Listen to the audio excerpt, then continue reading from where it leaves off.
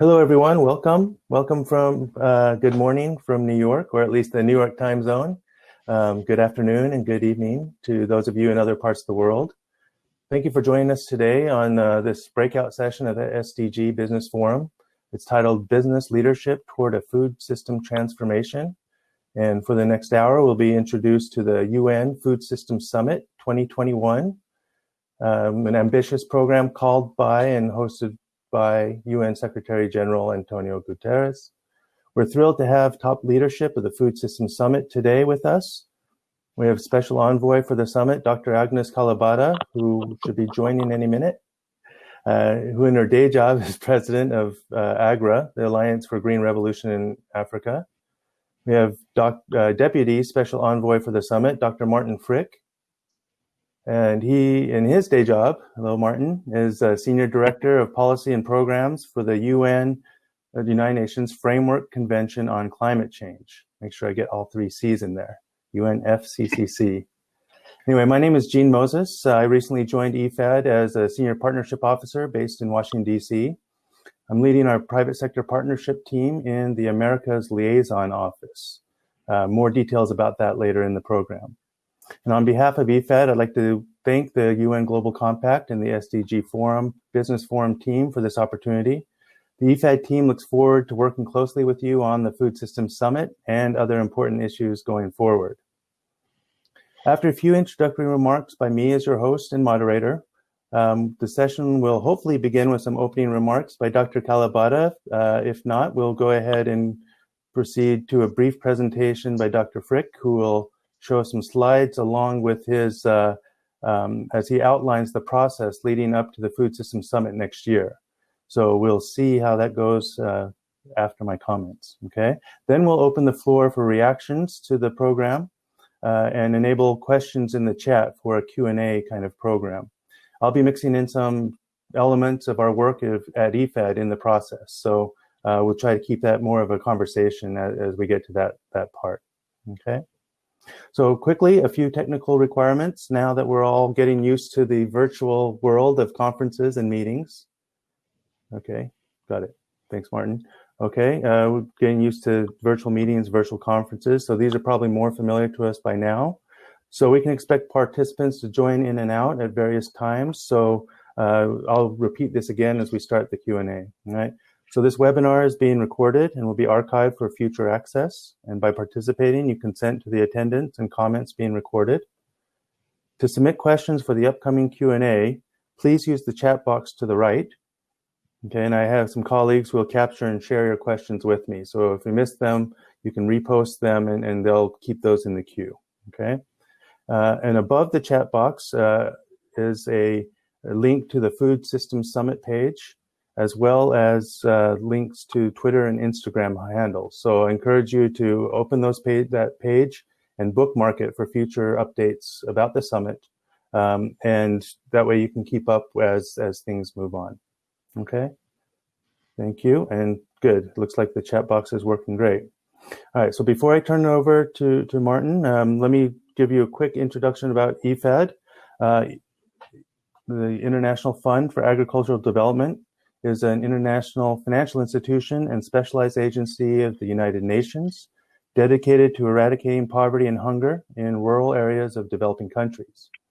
Based in Rome, we've provided $22.4 billion US in grants and low-interest loans to projects that have reached an estimated 512 million people. There'll be more about us and our private sector program as we get into the discussion. But first, let me turn it over to Martin Frick. And Martin, you can go ahead and share your slides. If you have trouble, I also have the presentation that can help you. Go ahead and click share screen. Thanks very much, Gene. I can actually present without slides, but if you want to put them up, that's great. I see Alison. You want to put on the slides? I have the slides. Let me go ahead and do that. I think it's helpful based on what you're talking about, and then you can just say as you go forward. Thank you. Okay. Well, then maybe I start with a presentation, and you give me 10 minutes, 12 minutes. How long do I have? That's fine. We can go Okay, with 10 and see how others, perfect. if Agnes can join. Thank you. Perfect. So let me start by presenting this summit. This summit has basically 2 points, which are the headliners for this summit. One, it's a people summit, and the second point, it's a solutions summit. So what do we mean with that? The Secretary General is convening this summit in the recognition that the central piece for the fulfillment of all 17 SDGs is really food systems. And often it gets sort of not seen in its entirety because we only look from one sector. What does food systems do to biodiversity, for example? What's the contribution to climate change? And on the latter, you don't see the full picture if you only look at the agricultural bit, not at the retailing bit, not at the food waste bit, not on the cold chains, energy use, and so on.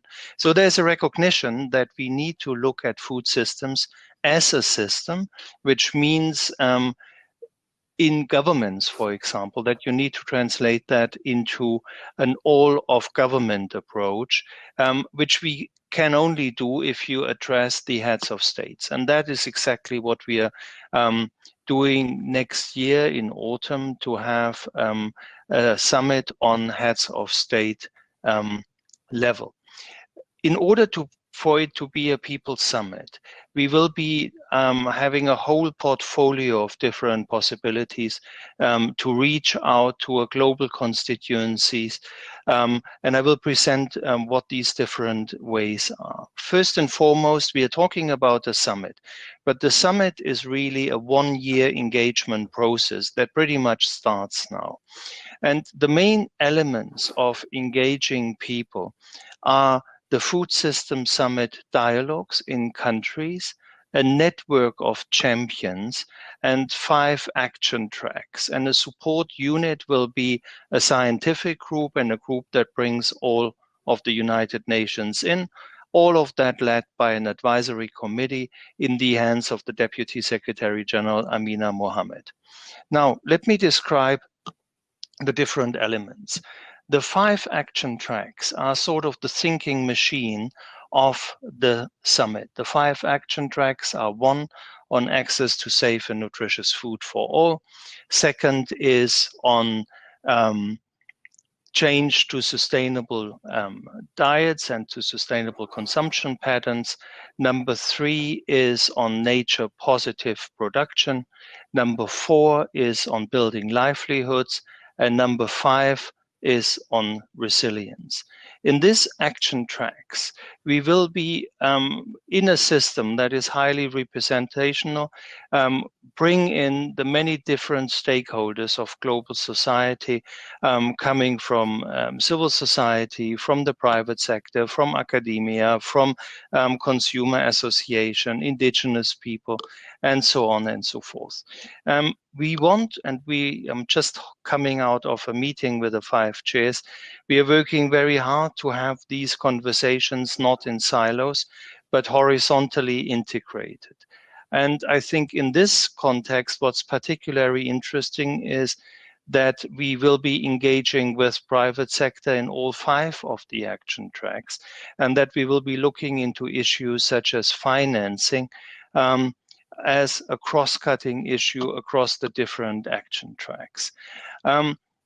The action tracks will be complemented by country-level dialogues. So we are going to every single country of the UN membership to have a series of 3 dialogues over a space of 6 months. And in these Food System Summit dialogues, we basically want to bring the spirit and the operations mode of the summit to all of our member states, hoping that there we will be able to convene multi-stakeholder conversations in different phases. So in the first phase, we want people in country, all of government, but also all of the society, to really think about their food systems, think about the issues that are relevant for them, problems, obstacles that are standing in the way towards a transformation to more sustainable food systems, but also game-changing initiatives, ideas, and joint working methods that could help transform the food systems. In a second wave of these conversations, we really want to crowd in sub-state actors. Think about provinces, federal states, also people in a crowded out system that we can speak for the different food systems in one country and really come up with the ideas and the game-changing initiatives. And in this third round of conversations, we want to bring these game-changing initiatives to fruition, and we want that these can be presented at the pre-summit and later in the summit moment. Now, we would be remiss if we would not integrate business into all of the different phases of the country-level dialogues. So our plea to countries is to integrate particularly small and medium-sized businesses into these conversations, and we will make the sequence of these conversations publicly available so that private sector groups can early on learn about these dialogues and push for their participation. At the same time, we will also work with governments for maximum inclusion of the different sectors. Now, some of the countries we are working with are very big, and it will be a tall order to bring all of these constituencies together. So here is where an innovation of our summit comes in, and that is that the food system summits, that the conversations on the food system summit can also be organized independently, so that associations, organizations, regions, think a city, think a valley, whatever it might be, can also organize their own food system summit dialogues that can input into our summit. So I would also encourage many of the people who are listening now today to consider organizing your own food system summit dialogue, to bring your constituency together, but also to think in particular of those who are not in your conversation so far, but should be, to organize that. So you put up the slide on the summit outcomes. What we want to achieve with the summit is basically 4 points. And I spoke to the first one, which is the dramatically elevated public discourse. For now, food systems are very much a topic that is reserved to experts. We want the broad public audience to think about food systems and to help us identifying their food systems situations and become actors of change. And at this point, I want to introduce also our Champions Network, which is, something that you have heard of from other summits, that summits do have high-level representatives, ambassadors, champions, but we want to do that a little bit further. We are opening our Champions Network to constant expansion. You will see in a couple of days a set of 50 odd champions coming from all over the world, from different stakeholder groups, from different regions, that will be setting the tone. But we are constantly open to more recommendations for champions, and we want to engage with the champions as a megaphone for our public communication worldwide, but also encourage our champions, for example, to organize independent food system summit dialogues, mobilize their constituencies. We have champions, for example, who are ministers, who are committing to ministerial roundtables. So really take this idea of a food system transformation to your constituency. And that brings me to the second point of our outcomes. And I said at the outset, we want to be a people summit and we want to be a solution summit. These country-level dialogues, the Champions Network and our action track work wants to bring together the best ideas, cluster them, and rally support for these game-changing ideas. Think also about the obstacles, because in many instances we got fantastic pilot projects, that struggle to come to scale. We want to identify these obstacles and create these coalitions of change that can help us driving food system change on a national, even local level, but also on an international, global level. Now, let me come to the third point. The third point is that comes the summit moment, we will have engaged in 600 odd country level dialogues, just the ones that we organize, plus a big number of independently organized food system summit dialogues, plus input from our champions, plus basically the work of 5 action tracks that each of them via different areas of representation will include many, many hundreds of world leading experts. And we want to take what we have learned into a set of simple principles. They will not be negotiated. It's not a political negotiated document, but they could help orient the different stakeholder groups towards food systems transformation and getting a high-level orientation for food systems transformations. And let me conclude by the last point, looking ahead. Our summit moment will be announced very soon. It will be in autumn next year. When precisely will be announced in the World Food Week starting on the 12th of October. But one thing is already certain, that we don't want to have a hard stop at this moment, but we want to continue with the engagement. And a substantial part of that is an accountability mechanism by which we will give people the possibility to set out their own targets, but also to continuously follow these targets. And I'm happy to report that, particularly from private sector actors, we got a lot of support for that, because there are many good companies out there who want to take the lead, but who want at the same time also distinguish themselves from maybe other companies who would announce big actions but not following through. And with that, I would stop the overview and hand over back to you, Gene.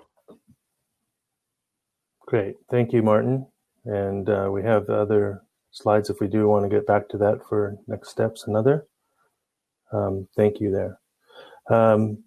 Now, that was a very good overview of the program. We'll get into more details of the sequence and other things. We're looking forward to questions from the audience, so get them ready if we're going there. And then did you want to see on the action, Martin, while we're here, we have the other different pieces of the puzzle. Did you already address that, or is that useful to outline how the different networks and different components all work together into the vision? Right. I mentioned the different areas of our support structure, which is the Champions Network, the country level dialogues, and the independently organized dialogues, and the 5 action tracks. Okay. In addition, there is also a scientific group with 27 scientists who are coming from all sorts of different networks that help us bringing in the latest science, but also evidence from the ground and indigenous knowledge. And there is a UN group, which is led by Inger Andersen of UNEP, who help us working with all of the UN system. So the country level dialogues will provide input also to the action tracks. So we will constantly learn in the action tracks about what's happening on the ground, while in the second and third phase of the country level dialogues, we will bring the findings so far from the action tracks back in the country discussions. And the champions will help us reach out to people worldwide to share the ideas for action, but also to bring us ideas for action that will be synthesized by a larger group of people who are constituted by the chairs of the action tracks, the head of the scientific committee, the high-level person who is going to lead the Food System Summit dialogues on the ground, and Inga for the broader UN group, and of course, Dr. Kalibata. Back to you. Terrific, thanks. And so I just want to keep this slide so you see all the moving parts. And, you know, a big part of this program is for our participants to see where and how they can fit into this large puzzle, as you mentioned, at local levels, at regional levels, at global levels, with their own dialogues and with their own constituents. So thank you very much. Let me stop sharing. Fun. Great. So let's quickly, we can revisit with some comments in reaction here. Let me start here. How is the Food Systems Summit planning to leverage existing initiatives from the private sector to make sure everyone is part of the process? Right. And I was also reading some of the questions here, so let me address that. I mentioned already, we are not entirely reinventing the wheel. There are so many good initiatives out there. In the first bit, and I'm just off the phone with the action track leads, we want to hear about all of these initiatives. And the way we want to organize the action tracks is that there will be moments in which we are almost opening up to a plenary session to hear from everybody. But of course, we also need to work with representations, business associations, people getting organized to help us provide this input, because, you know, food systems is something that's of relevance for, you know, almost 8 billion people, and it's quite difficult with a team of 10 people to listen to 8 billion. But we are committed to be as inclusive as possible. It also very much, you know, is a question of the size of the enterprise. If you're a small or medium-sized enterprise, you are very much localized in a specific area of the world, in one country, in one region. Then it makes more sense to really get engaged into a national level dialogue and be there. If you are organizing your own independent food system summit dialogue, you can send, and there will be a form and a procedure for that, your findings to us, so we can make that part of our fact-finding information. And, you know, many of the initiatives that will be coming out, I don't think will be a big surprise, but it's important to start them in an inclusive conversation, so we really also build the legitimacy for these solutions. And many of the existing initiatives think about reducing food waste. That's basically an issue where everybody can obviously agree on. There are startups who are, you know, having apps by which you can minimize food waste. There are big retailers who have dynamic pricing, where a perishable product becomes cheaper over a couple of times to make sure it's being sold by the to sell by date. All of these existing initiatives will of course find their place in something that's coming out of the summit process, in recommending ways to reducing food waste. So there are these two lines in taking all of the different initiatives into a frame of action, but also to give it a high level sort of principle point and saying, this is how food systems can support the fulfillment of the SDGs. So it's sort of the same thing at the same time, setting some norms, some soft norms, and already showing the initiatives that are working towards it and encouraging others to follow suit. Terrific. On that subject of partnerships, let me inject one of our partnerships, Food Action Alliance, is one that EFED is co-hosts with World Economic Forum. And this is a network of regional and national initiatives, multi-stakeholder initiatives that have been underway for some time. Most notably is Grow Asia, Grow Africa, and Latin America initiative. And the idea is these regional networks of multi-stakeholder partnerships are composed of national level engagements. And each of these national level engagements include multi-stakeholders, including farmer organizations, private sector, civil society, and of course, government. And the idea there is to focus on some systemic challenges that the whole network can work on and to create impact, including inclusive impact in an environmentally and socially sustainable way. So one of the ways that we'll be involved in the upcoming process is to work with the Food Action Alliance in order to make sure some of these consultations and the flagship projects that are part of these networks are very active in both the consultation portion of your process and the action dynamics where you're actually having projects on the ground creating impact. So thank you very much. And the subject of partnerships, we've heard some of the comments here about large versus small farmers, large versus small corporations. I think you've touched on those. It's very helpful. But I think what I'm hearing very clearly is the push for an inclusive process, and that is incumbent on all of our partners to bring smaller players, whether they're farmers or SMEs, into the process. Is that right? That's exactly right. And to be honest with you, that's maybe the most difficult part of this summit, because it's quite easy to connect to a big company or to a big NGO. It is something that we constantly need help with, to reach out to the grassroots, particularly in the global south. And, I failed to mention that in the 5 action tracks, every one of them has an anchor agency from the United Nations. And you will find all of the 3 Rome-based agencies here, plus the World Health Organization, plus UNCCD, and also the UN engagement group, where also we work with country coordinators, and we are trying all channels to reach out to SMEs in particular. And that is, I think one of the things where the Champions Network can be really helpful, to integrate people who are working with SMEs on the ground. And again, I would encourage everybody on this video conference to name people who can be champions, who have the ability to reach really down to the producers and to the SMEs. Terrific. You also outlined a bit of the process, and we can actually share some of that timeline if you wish.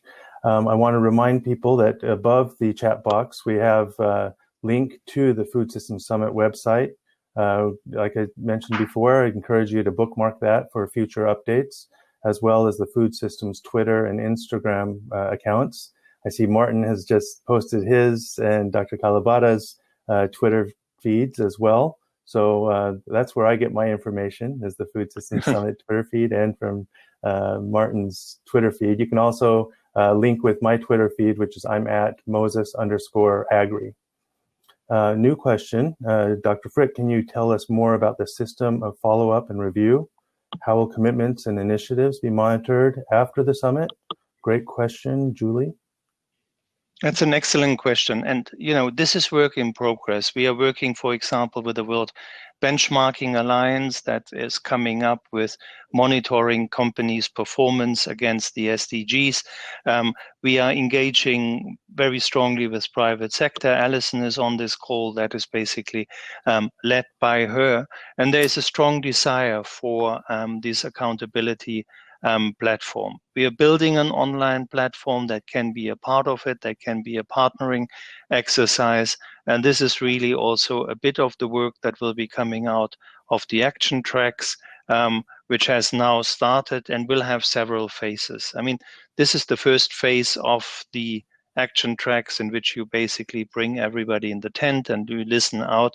But once we come to the identification of actions, we will also think about the follow-up and the review process and the accountability for those, because this is also, I guess, one of the lessons that we have learned from the climate action summits. That's the world where I'm coming from, where over the last 20 years, you have heard so many commitments. And sometimes I think if they would have all followed through, then there wouldn't be a climate emergency. But unfortunately, there is. So back to you, Gene.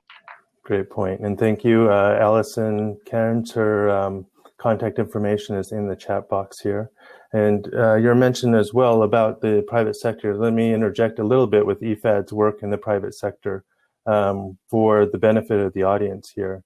And IFAD has a long-standing experience working with the private sector, primarily in local and regional value chains. About 70% of IFAD's programs support value chain development. We see the value chain approach is essential to reducing risks in the entire value chain. Large companies can often manage or control the entire value chain in order to reduce risk, but smaller companies and players don't have that power. And so as a result, we really need to strengthen individual actors within the chain and to work in a spirit of partnership in order to keep the chain working and make the chain resilient. Anyway, IFAD realized business as usual working through governments isn't possible anymore, and embarked on a private sector journey a couple of years ago, leading to the private sector strategy that was approved last year. And today, IFAD can directly fund private sector entities and invest in funds targeting small, rural, and small and medium-sized enterprises, MSMEs, and small-scale producer cooperatives, which allows IFAD to fund a wider range of projects benefiting smallholder farmers. We also are able to make investments, especially in funds. For example, the ABC Fund, which IFAD launched, co-created last year. And it's run by Bamboo Capital Partners in partnership with Injaro Investments. And the ABC Fund provides catalytic financing to underserved yet profitable segments of agribusiness value chains in developing countries. They deploy loans and equity investments in farmer organizations, rural SMEs, and financial institutions. And in fact, last week they announced 2 new investments. One, a cashew nut processor in Burkina Faso called Anatrans, and another producer-processor of tubers and vegetables in Ghana called Maphlix, M-A-P-H-L-I-X. And these investments were in addition to 2 previous investments this year. Dragon Farming, a Ghana-based soy farming and processing company, and Insotech, which is an agriculture financing company in Ecuador. So this is exciting from IFAD's perspective to be more active in the private sector on the investment side, in addition to the value chain development. There's also the private sector financing program, which seeks to crowd in private sector investments, know-how, and innovation for the benefits of small-scale farmers and rural communities. We'll talk a little bit more about value chain partnerships and how that could be part of this as well. Let me stop there with that little overview of IFAD's private sector engagement for now. Get back to questions. Okay. So one of the questions we had is with all the issues that are among us in society, just looking at this week of the UN General Assembly and the SDG Forum, the number of topics that are top of mind in the public, and that's in the development sector. Can you tell us a little bit more about how we expect to see the Food Systems Summit being kept in the public consciousness and at the global level, at the local level? How do you anticipate spreading the word and keeping the summit and the impacts and objectives of it in the public consciousness? Right. Well, I mean, this is where COVID comes in. It has been such a stark reminder of the fragility of our systems, and the biggest wave that we will now see from COVID impact is actually on food systems. There's a lot of articles going on currently, and it's really showing how interdependent this world has become and how vulnerable to shocks. And we have seen that in food systems in a way that there's food shortages because supply chains were interrupted. But we also have seen it in the working conditions of people who are working in food systems. It's not a coincidence that some of the hotspots of COVID outbreaks were exactly in food systems. We have fruit pickers, we have people working in meat processing that are, as migrant workers, often at the bottom of the labor pyramid, working under very bad conditions, and that again has made them vulnerable to the food shocks. So I think on one side, COVID has basically raised the awareness about the fragility of food systems. It has shown again in the societal groups that are most vulnerable to COVID, that it's those who are malnourished, who are not in good health because of these reasons that are most vulnerable to COVID. So that has also ramped up the importance of, our understanding, and also other issues. If you think about the wildfires in California currently, this is not least also a problem of not having cattle grazing. We are speaking very often as meat and meat consumption as a problem, and that certainly is true in many big aspects. But also what people don't see is that keeping ecosystems intact and having holistic systems in managing landscapes also helps you building the resilience against shocks. So I think wherever people look, if it's in climate shocks, if it's in pandemic shocks, if you dig a little bit deeper, you see the food systems as being an integral part of that.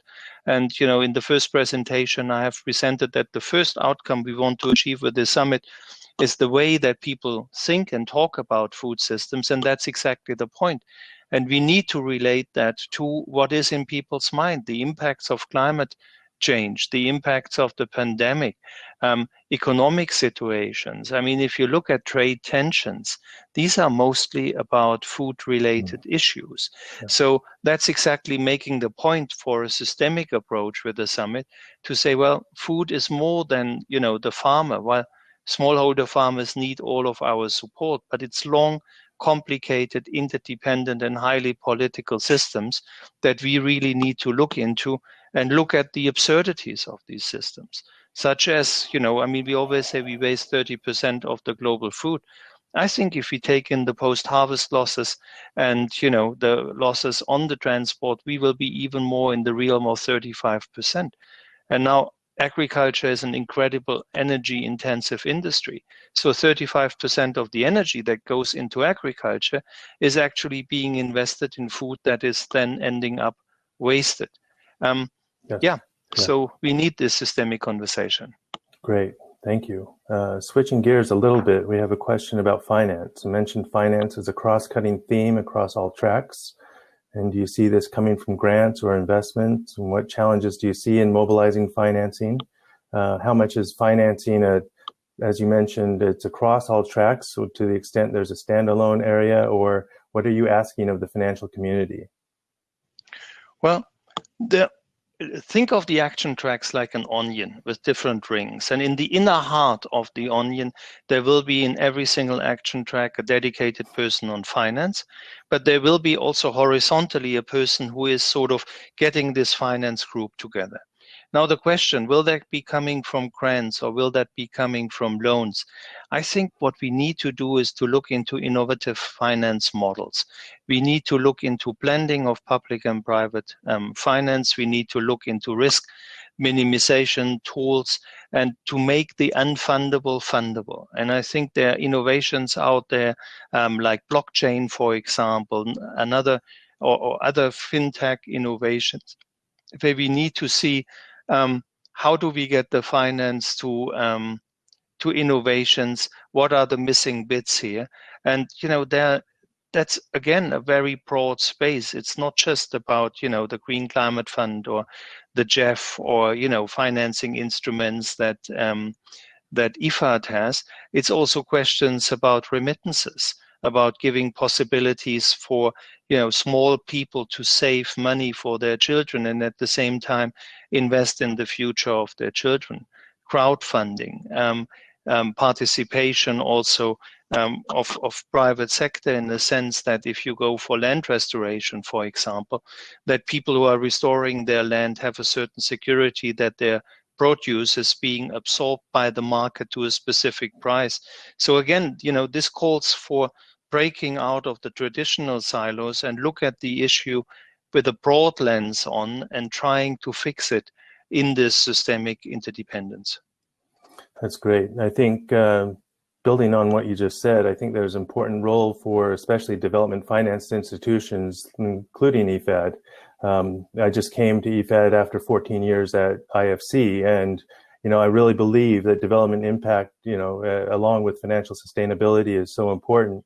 But I always challenge DFIs to do more, be a little more uncomfortable, because when they're uncomfortable, that's where you're seeing the the greater impact. And everyone has have to find their piece of the puzzle, I think, in this financing conundrum.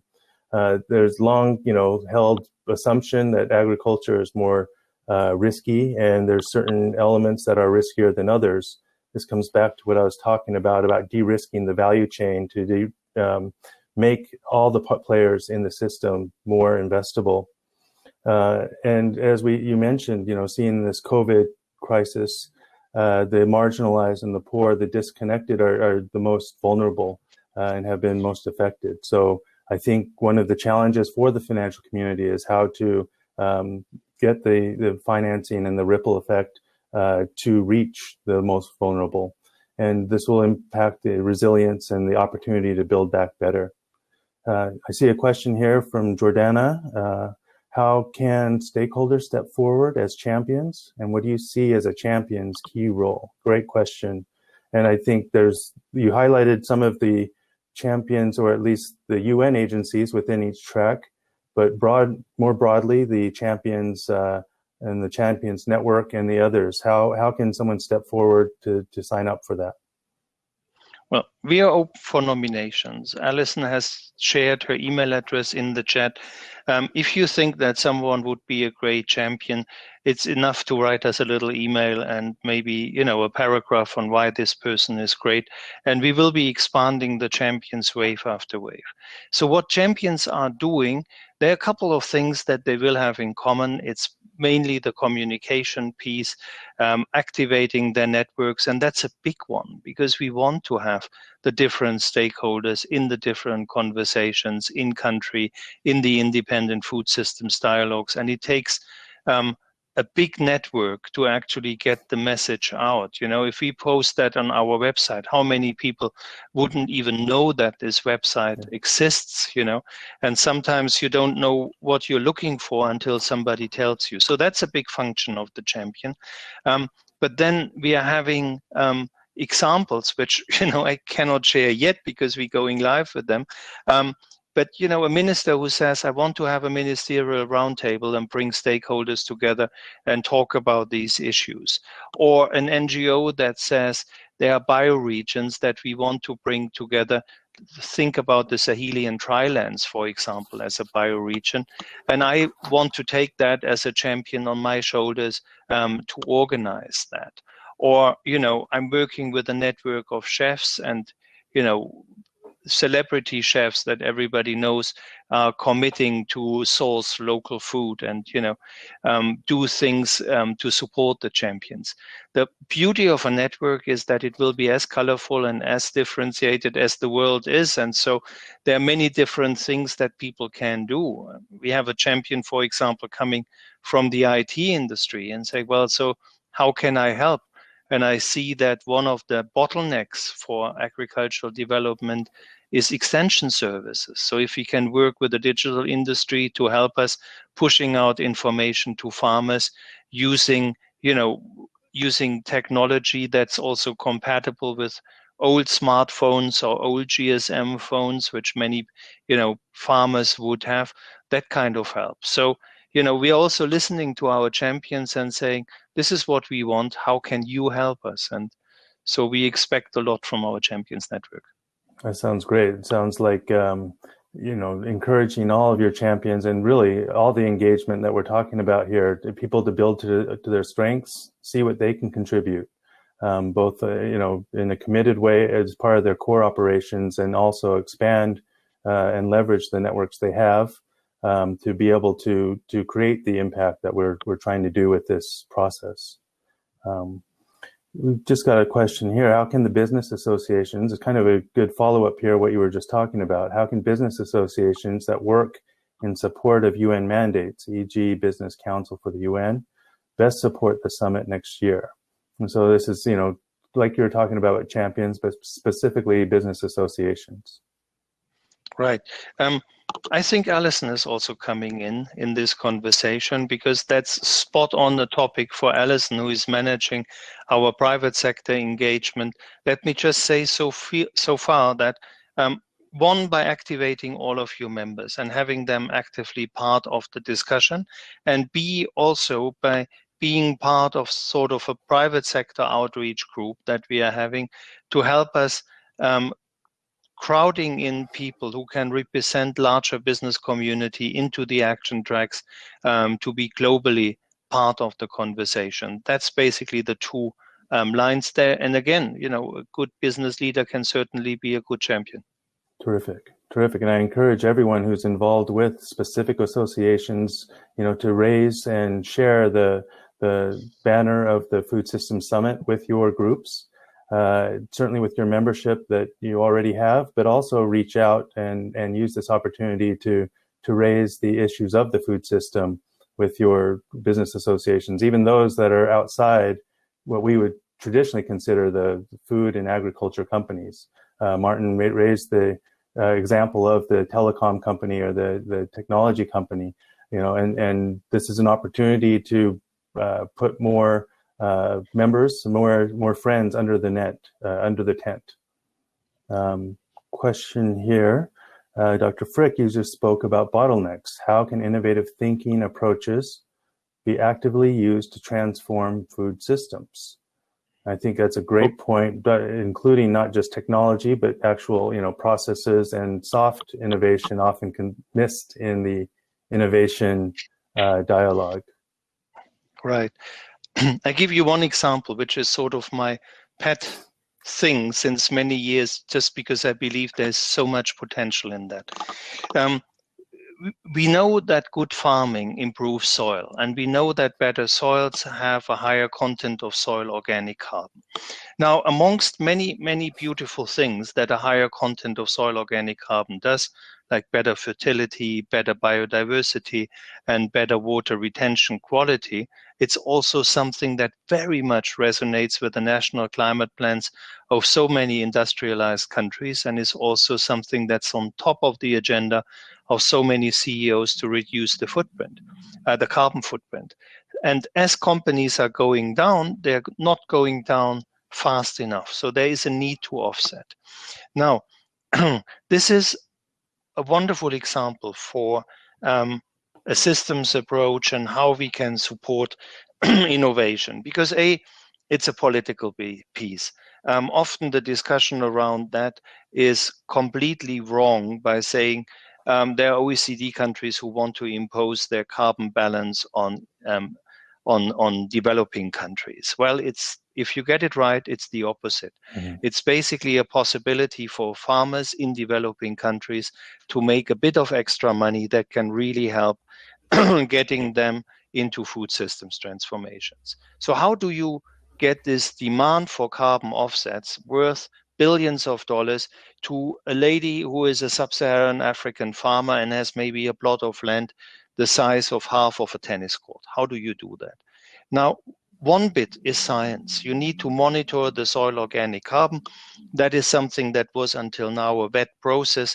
Soil sample costs you about $10,000 to analyze.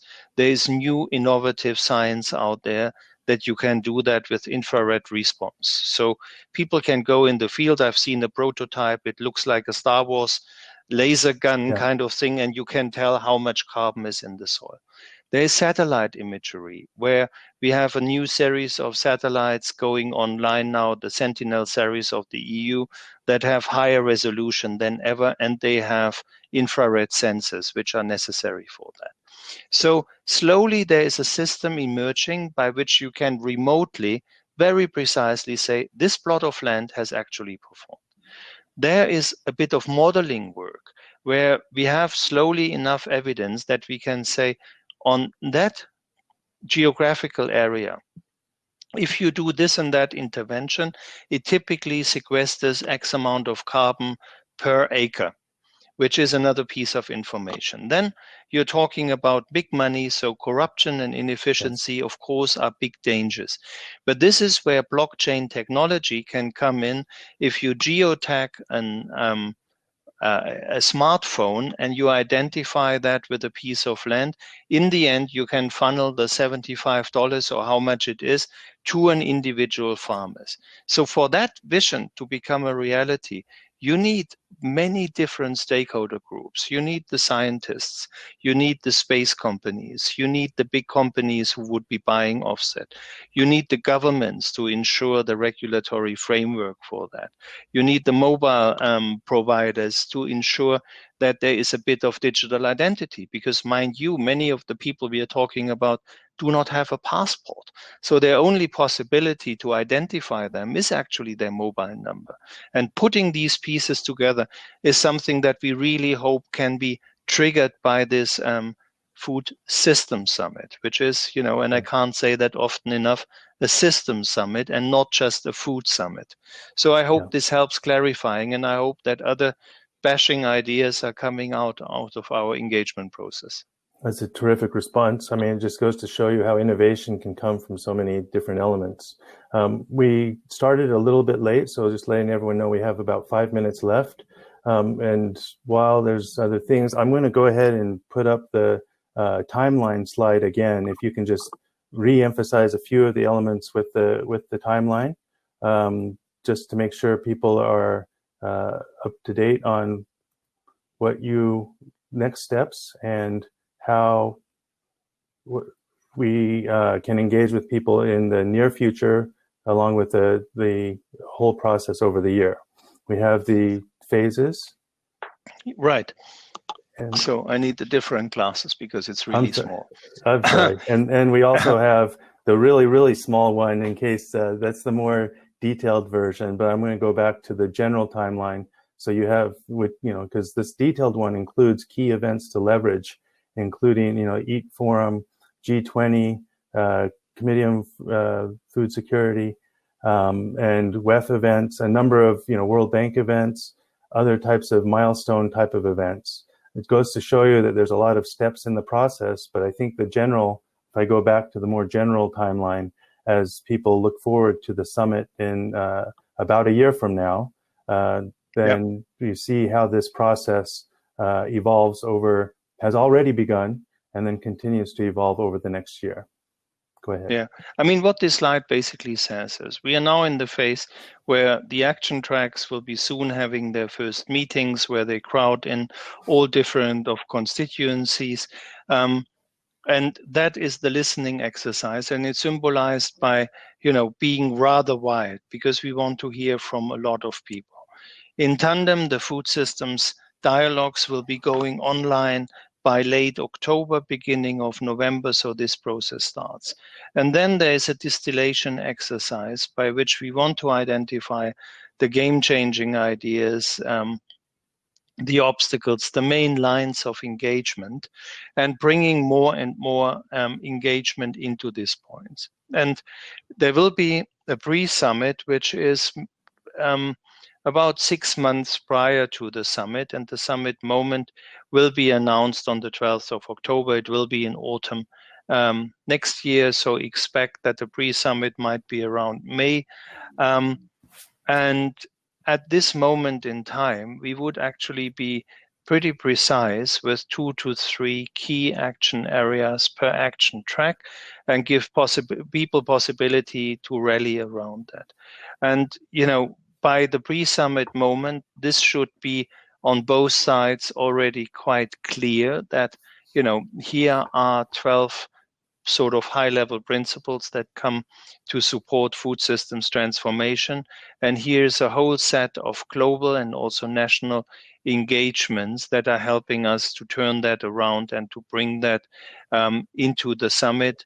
And the 6 months or 5 to 6 months that we are having from the pre-summit moment to the summit moment will be used to bring in others and to have a broader set of people who are supporting these goals, and particularly countries rallying behind it, but also industry associations, NGOs, and so on. Terrific. I'll give you a chance to change your glasses again then if you need, as we wrap up here. Thank you. No, this is very useful. I think as we're about to wrap up here, my watch says it's nearly 7,000 steps. Yep, that's about right. So it looks like it's time. Thank you, everyone, for participating in this breakout session, and I encourage everyone to once again go back to the Food Systems Summit webpage, bookmark it, use that for updates. As Martin just highlighted, big announcement expected around October 12th, around World Food Day, which is the 16th.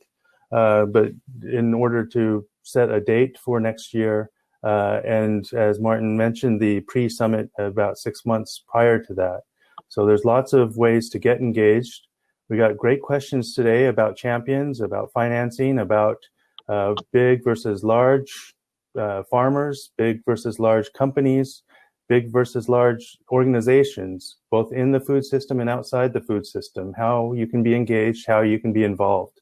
And it sounds like, at this opportunity in the early stages of this initiative, it's a chance for everyone to see how can you make a difference, how can you bring your networks and bring your organization to this summit to make it really a solution summit and a people summit, as Martin had highlighted before. So finally, a reminder, check with the website, with the Twitter handles. Again, my Twitter handle is @Moses_Agri. I'll type that in before we leave. And we'll all be looking forward to announcements coming up to mid-October. Thank you, everyone. This concludes the breakout session, and I look forward to seeing you along this journey for the Food Systems Summit over the next year. Thank you, Martin, and thank you, everybody, for joining.